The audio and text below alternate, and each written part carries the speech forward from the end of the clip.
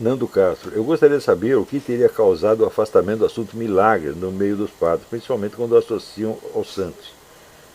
Teria a reforma protestante alguma influência nisso? É possível, mas eu acho que, você veja, depois da reforma protestante, onde ainda houve no século XVIII, houve uma guerra em torno dos milagres, porque o pessoal ligado, vamos dizer, os intelectuais revolucionários moveram uma guerra contra a ideia do milagre. O próprio Voltaire fez isso. São argumentos que hoje nos parecem realmente pueris e baseados num profundo desconhecimento do assunto, mas que na época impressionou tantas pessoas.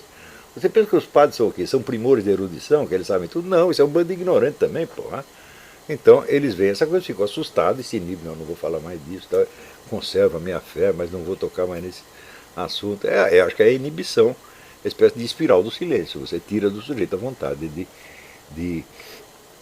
de argumentar. Mas você veja, um milagre é um fato. Né? Argumentar contra um fato já é absurdo por si mesmo. Né? E quando você diz, bom, então você me dá uma explicação alternativa.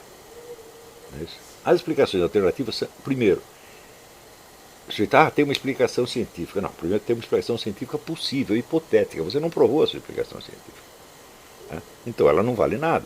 Uma suposta explicação científica contra o milagre não vale absolutamente nada. A não ser que você prove que esta explicação é a verdadeira e que naquele caso específico foi ela que se manifestou ali e não a ação divina. Se é que você compreende o que é a ação divina.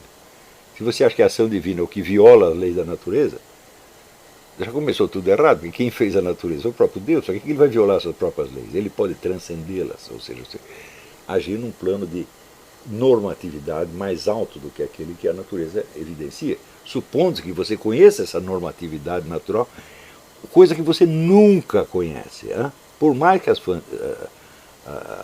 ciências avancem, tudo que você conhece da natureza são processos isolados, que lhe parecem, vamos dizer, repetitivos, contendo uma espécie de legalidade intrínseca, até um certo ponto, se você admitir que não é uma legalidade absoluta, mas que é uma legalidade estatística. Quer dizer, se o máximo que a ciência chega é a constatação de regularidades estatísticas, então isso já quer dizer que o conhecimento dela de qualquer processo em particular é deficiente. Quer dizer, eu não sei explicar esse processo, nem aquele, nem aquele, nem aquele, mas no conjunto eles parece que vão nessa direção. Isso é o máximo que a ciência pode fazer, meu Deus do céu. Então, como é que você vai confrontar isto com os milagres? O máximo que a ciência pode fazer é observar o fato e confessar que ela não tem nenhuma explicação para aquilo. E se você não tem nenhuma explicação, você tem que se apegar à explicação que lhe pareça a mais razoável. Né?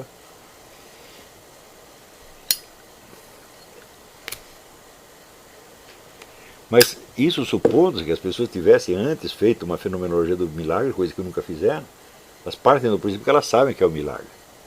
Milagre é uma coisa esquisita que os crentes dizem que foi feito por Deus. Isto é o que, em geral, esse pessoal sabe. Quer dizer, não sabe nada. Se você pegar Daniel Dennett e Richard Dawkins, eles têm uma ideia pueril da coisa. Quer dizer, a discussão não é séria, meu Deus do céu. Né?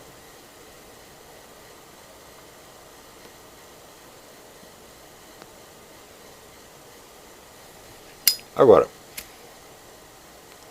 os pessoal protestante nega os milagres dos santos, mas não nega os milagres deles mesmos. Né? Você toda hora vê aí pastores, fizemos aqui uma cura miraculosa, etc, etc, etc. Não fazem isso? Fazem. Né? Eu falei para vocês do livro Mega Shift, que é um livro que eu gosto. Um jeito chamado Roots, não lembro o primeiro nome. Né? É um livro todo baseado em depoimentos de milagres ocorridos em igrejas protestantes. Muitos milagres aconteceram mesmo. Né? Eles são reais. Né? Então, eu acho ridículo você negar o milagre sem você tê-lo estudado. Mas milagre é um fato, ele não pode ser estudado genericamente, tem que ser caso por caso. Veja, esse é um terreno tão imenso que eu chego a dizer, ele nunca foi estudado. Nunca houve um estudo em profundidade de um milagre. Eu acho que o primeiro que foi feito a sério foi esse do Ricardo Castanhon. Então, a presença de um sangue vivo na hóstia, eu digo, bom, isso aí arrebenta com toda biologia, fisiologia, etc, etc. Isso não pode, simplesmente não pode acontecer. E você dizer, isso é apenas uma coisa esquisita para a qual não temos a explicação. Né? Eu digo, bom, como é que você vai apelar a isso se isto vem exatamente de acordo com o simbolismo bíblico, literal, meu Deus do céu. Então, Cristo disse, eu estou na hóstia, eu estou vivo na hóstia. Ele disse isso. Quando você vai ver, está lá, vivo na hóstia. Eu digo, qual é a diferença entre o que ele disse e o que você está observando? Para você dizer, eu tenho uma explicação melhor. Você não tem explicação nenhuma, nem pode ter. Quer dizer, em primeiro lugar, você me diga que instrumentos qualquer ciência dispõe para saber se o acontecimento aconteceu por intervenção divina ou por algum motivo externo à intervenção divina. Então, primeiro você tem que me explicar qual causa que existe externa à intervenção divina. O que acontece no mundo sem intervenção divina? Se você diz que Deus está por baixo de tudo que acontece, então acabou, você não tem meio de fazer essa distinção. Se for uma intervenção de acordo com as leis da natureza ou fora das leis da natureza, você não sabe quais são as leis da natureza. Então toda esta conversa é uma confusão mental fora do comum, alimentada, seja pelo desejo de defender a fé, seja você católico ou protestante, seja pela raiva que as pessoas têm e pelo medo, terror, pânico que o nego tem de que possa existir um Deus e ele ser julgado um dia. As pessoas dizem que as pessoas se apegam à religião por temor da morte. Eu digo, não, meu filho, você foge dela por temor do inferno. Quer dizer, e se esse Deus existir mesmo, eu estou ferrado? Está. Então não é a perspectiva das mais agradáveis. Agora, se você é cristão, eu digo, isso te tranquiliza? Eu digo, mas como tranquiliza? Como que eu vou apegar a isso por temor da morte? Se eu sei que depois da morte eu não vou acabar, mas pode me acontecer uma coisa muito pior.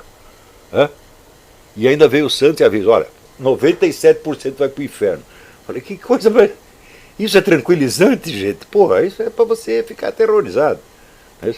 Tanto que a igreja ensina, o temor de Deus é o princípio da sabedoria.